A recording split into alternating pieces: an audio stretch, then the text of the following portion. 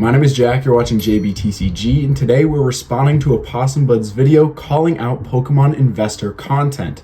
If you're unaware, Opossum Bud made a video on the Pokemon investment meta in response to the recent English and Japanese 151 reprint, where a bunch of us, me included, made content on it, and a bunch of views and clicks were farmed from it, and he's just kind of poking fun at the whole situation while actually making some critiques on Pokemon investing content as a whole. And if you're new here and a fan of Opossum Bud's channel, I am pretty much making the content that he is talking about and he is critiquing in this video, and I kind of wanted to give my response to his critiques that he makes as someone who makes this content. And if you've come here looking for drama, this is not the video. I'm actually a big fan of Opossum Bud. I watch a lot of his videos, comment on some of them, and I'm a big fan of his content overall. So if you watch the whole video, you'll definitely understand I'm not against Opossum Bud. I just wanted to respond to his critiques because I thought it would be interesting. And because this video is talking about Opossum Bud, I wanted to kind of rip something that he does in his videos where he kind of showcases a card that he hears no one talking about, has no hype, no anything like that,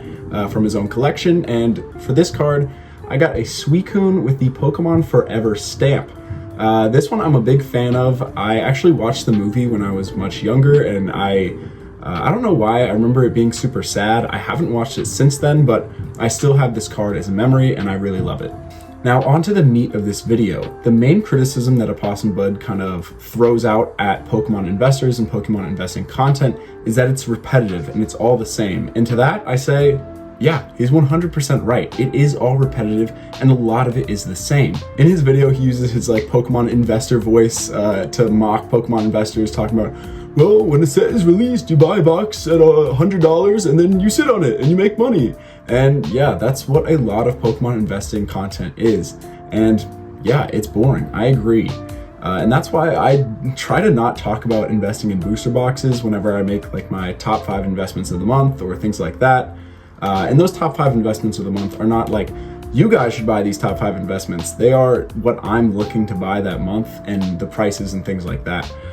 So it's not ever like me telling you guys to go buy it. It's just, that's what I'm buying. And then at the end of the month, I just show off what I did end up picking up that month, and like why I couldn't buy anything for my top 5, etc., etc. But I'm getting away from the point. A lot of the content is the same and some of it is really boring. And that is something I've been trying to break away from, because if you just keep talking about the same exact things over and over again, it gets really stale. So far he's 100% on the mark. Let's talk about his second criticism.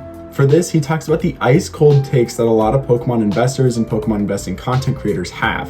And to be honest, that's the main reason I'm recording this right now, is because in this video, he said, I want somebody to say Chien-Pao EX from Paldea Evolved is an amazing card. It's gonna be worth a ton in the future. And like, I can't believe no one's seeing this. And he said like, there'd be like a tinfoil hat man, whatever. And I apologize, I'm not the tinfoil hat man, but some people do look at me like I'm crazy sometimes. But that's besides the point. That's a completely separate issue.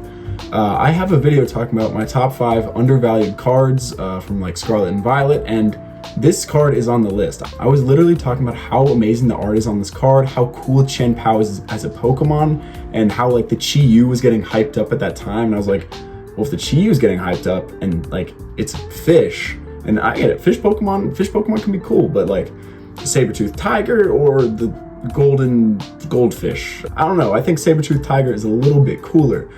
So I was raving about the Chien-Pao EX in that video, and in his video he's complaining about the ice cold takes Pokemon investors have, and I literally had the hot take that he was suggesting in his video, and that's just kind of what sparked me recording this video. But I know he's upset about people having ice cold takes, saying, oh, 151's a great investment and all that stuff, and yeah, I mean, it is pretty repetitive, and 151 probably will be a good investment, but I'll throw 2, I think, hot takes out at you guys. One of them, I like Crown Zenith more than 151. I know a lot of people are gonna disagree with me on this one, but it's so much more fun to open. You get way more hits, and the hits, honestly, half the time look cooler. The Mewtwo V-Star, Giratina, I mean, all the gold V-Star cards, all those, in my opinion, are cooler than pretty much all of the 151 cards, but that's just my opinion, as always. And number 2 is that Sun and Moon is trash. I do not like Sun and Moon at all. I know definitely some people share this opinion, but I do not like any Sun and Moon like sets or anything. Like, sure, Team Up is great, but like the art from most of these sets just cannot compete with what we have today. And yes, there are some really iconic alternate art cards from that era, and super expensive cards, but expensive doesn't always equal like amazing in my opinion. And the Latios and Latias, sure, great card, but the rest of the era, And actually, you know, I got a bonus hot take for you guys.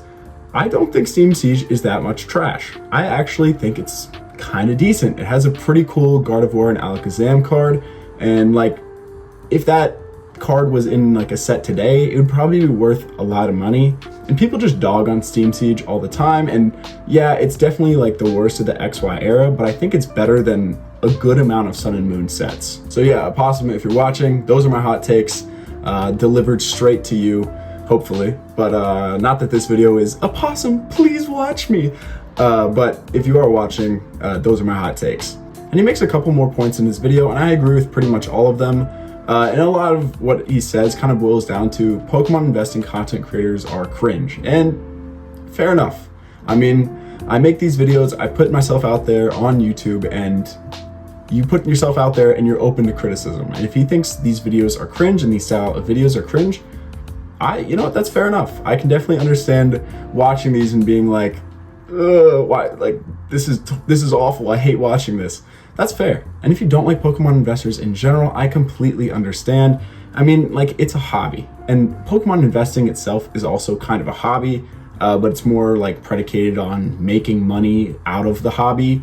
And I understand that people that collect these things, they don't want the prices driven up by scalpers and investors and all the things like that. And honestly, I don't really want the prices driven up by like investors and scalpers either. I want these boxes and stuff to be dirt cheap. Like, I love that Paradox Rift right now you can get for, I mean, if you're looking, you can get it for like 90 bucks a box.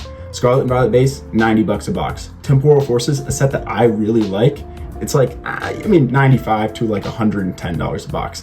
Stellar Crown, great recent set, being overshadowed by another like whole bunch of sets. It's like $95 a box right now. I personally love that. That means I can buy a bunch of boxes. It's not like I'm scalping them out. The Sea and Sky Collections, Crown Zenith, those are dirt cheap for the amount of packs you get. It's like $3 a pack. That's awesome. I wanna get more Crown Zenith. Crown Zenith is pretty much my favorite set.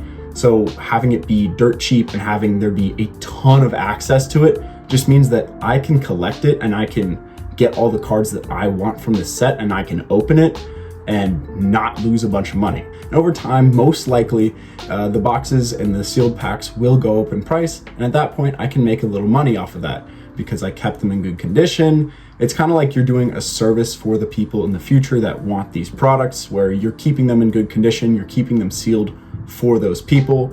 But I understand if you don't see it as like you're doing a service and it's just like you're doing a disservice to the community, that I can also completely understand. But all I'm saying is, Opossum Bud's pretty much right. I think he's hit the nail on the head here. Pokemon investing content is definitely very critiquable. There's a lot of things that I think aren't great about it. Some shady things, some manipulative things, but I'm not gonna go into that stuff in this video. This was just my response to Opossum Bud's video, and honestly, I think it's great. If you're new here and don't hate Pokemon investors, consider subscribing. But as always, thank you guys so much for watching, and stay safe out there.